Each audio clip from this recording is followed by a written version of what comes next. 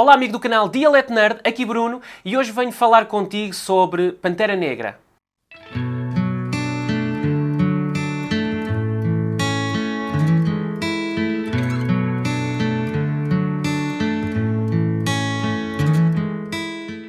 Ora, eu venho aqui falar do filme Pantera Negra, no fundo dar a minha perspectiva do que é que eu achei do filme. Vai conter um monte de spoilers, até porque eu acho que a esta altura já toda a gente viu, ou pelo menos quem tem realmente bastante interesse em ver o filme já o viu. E eu vou segmentar aqui o meu vídeo em basicamente três situações. Começando por elas as personagens, o que é que eu achei das personagens? O curioso das personagens é que todas elas têm motivações diferentes e todas se ligam numa perfeita sintonia na sua história. Utilizando aqui, falando das principais, T'Challa quer ser um bom rei ao nível do legado do seu pai. A Shuri, a sua irmã, tem a sua paixão pela tecnologia e também pela sua própria família. Nakia quer tornar o mundo melhor, sem opressão, no fundo é uma humanitária. Okoye é leal ao trono, basicamente, e à sua nação. É isso que a motiva. Killmonger, o grande vilão do filme, segue a sua sede de vingança, que é tudo o que importa para ele e tudo o que o motiva. E mesmo o Akabi também só quer vingar o seu pai. T'Challa vive com o peso do legado do seu pai, que acredita ter sido um rei imaculado, até que ele descobre o contrário. Ele aí sente-se com a responsabilidade de emendar o erro de seu pai, o que explica toda a sua dinâmica e mesmo o final com Killmonger, naquela parte final na colina, não é? Há ali um sentimento meio de meia-culpa naquele legado que o pai lhe deixou e que ele tenta mais ou menos emendar no final. Shuri é a irmã de todos nós, não é? A química entre ele e T'Challa é perfeita. As brincadeiras dele são brincadeiras que nós temos com os nossos irmãos. Ela personifica a vertente metrópole mais atual de todo o filme, de todos os personagens do filme. Nakia não se limita a par romântico, pelo contrário.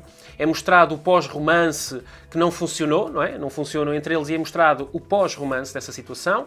E ela é a humanitária, como eu disse anteriormente, que tenta libertar todos da escravidão. Killmonger, porque como não falar dele, é um super vilão, super bem desenvolvido, com uma motivação tão forte que nos faz constantemente ponderar se nós tivéssemos vivido o mesmo que ele viveu, teríamos tido um comportamento diferente do que ele? Essa é uma questão importante e que o filme constantemente nos coloca através desta personagem. Também fazer aqui um destaque para uma outra personagem que é interpretado por Andy Serkis, que é no fundo o garra sónica do filme.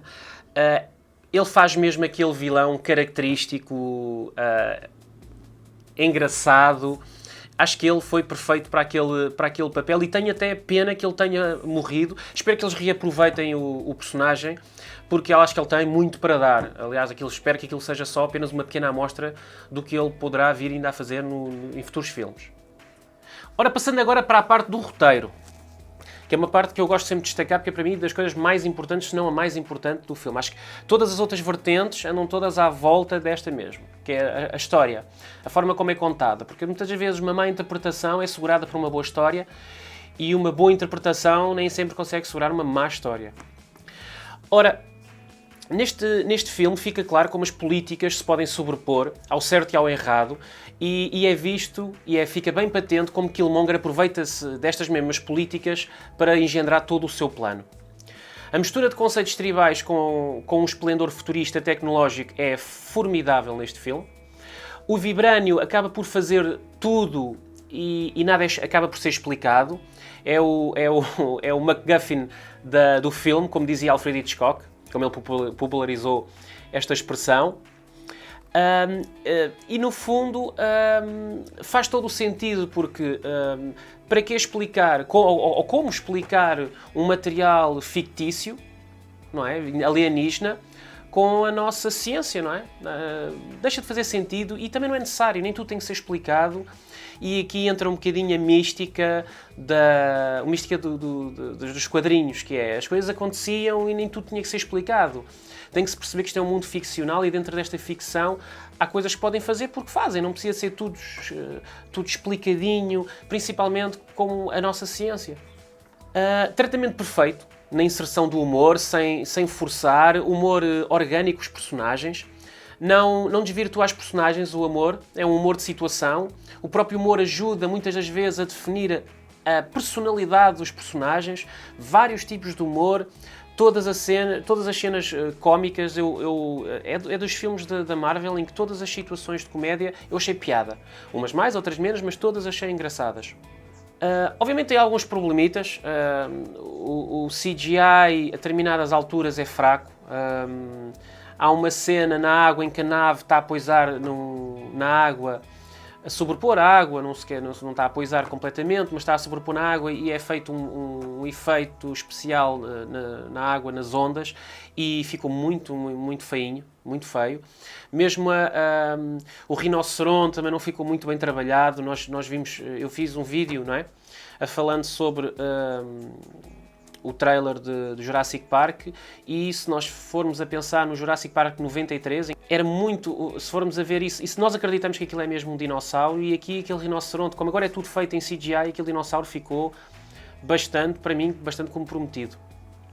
Outra situação que também não me agradou tanto, continuando a falar de CGI, não vou falar das situações todas, mas só pontuar aqui algumas, foi a situação principalmente da luta final, em que ficou tudo muito, pareciam bonecos a lutar um com o outro, tanto que aquilo ficou tão confuso, muitas das vezes a luta entre aqueles dois bonecos, que eles tiveram que utilizar o recurso constantemente de eles retirarem as máscaras, de forma a humanizar um bocado toda aquela situação, para não nos retirar completamente do filme.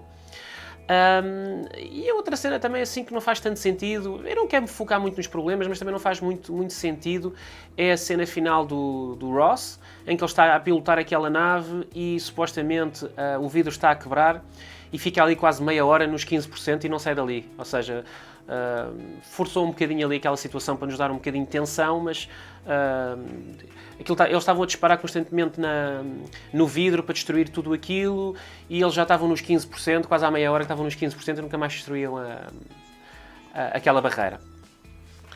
Outra coisa que eu apreciei bastante no filme, as diferentes perspectivas relacionadas com a intervenção ou não do Wakanda para com o resto do mundo, apresentadas principalmente por T'Challa e pelo Killmonger, deixam-nos uma sensação agridoce. Pois, por um lado, estamos do lado de T'Challa, não é? É o herói, é o protagonista, mas por outro lado não estamos totalmente satisfeitos com a sua decisão de não intervir na ajuda humanitária global.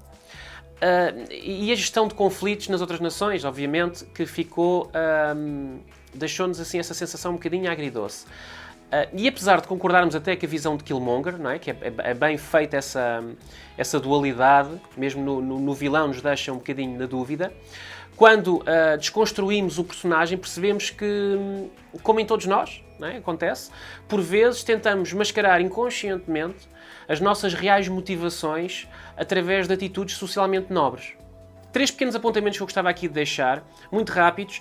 A percepção, principalmente na parte final, em que é um filme para maiores de 13 anos. Ou seja, a parte final em que Killmonger corta, supostamente, o pescoço a uma das guardas do Império, nota-se que não sai sangue nenhum, não é? Obviamente, porque é proibido. Outra situação é o filme, favoravelmente, não se basear apenas e tão só em mensagens contra o racismo. Não que isso não seja importante, mas o filme não ficou só focado nisso e então enriqueceu tremendamente. E a outra situação é uma percepção que eu tive, eu não sei, se vocês não tiveram a mesma percepção, deixem aí nos comentários, de o personagem do Ross ser a personificação, talvez, de os negros, os asiáticos ou os homossexuais em filmes de brancos, ou seja, ele faz esse tipo de caracterização, é personificação, ou seja, um papel totalmente secundário, e eu acho que aí foi deixada uma pequena crítica no filme, relacionando esse personagem, neste caso branco, a um filme supostamente de maioria étnica negra. Nesta terceira parte que eu separei, gostava de falar dos pós-créditos. E porquê dos pós-créditos? O segundo não tem muita coisa a falar, foi uma continuação do que foi concluído em Guerra Civil, mas o primeiro, sim, eu tenho de destacar por uma simples razão. Para mim foi o melhor pós-créditos de sempre e uma das melhores coisas do filme. Claramente, aquela mensagem política fortíssima e acertada, emocionante. Acho que ninguém ficou indiferente àquela mensagem. no momento em que T'Challa tem o discurso em que se iriam, obviamente, libertar e abrir para o resto do mundo e ajudar em tudo o que poderiam fazer, sair daquela bolha. A mensagem tão forte e que termina, se eu bem me lembro, termina com a seguinte expressão que é: em tempos de conflito, os sábios constroem pontes, enquanto os tolos constroem barreiras. Acho uma mensagem fortíssima, fenomenal. Com esta frase, ele transmite o momento da libertação do medo da exposição e das suas consequências, porque o medo não escolhe raça, posição social ou ideologia política. Pessoa boa, pessoa má, o medo não é a criação nem de Deus nem do diabo, mas sim nossa. Se gostaste deste filme, subscreve se ainda não subscreveste, comenta, partilha. Até mais!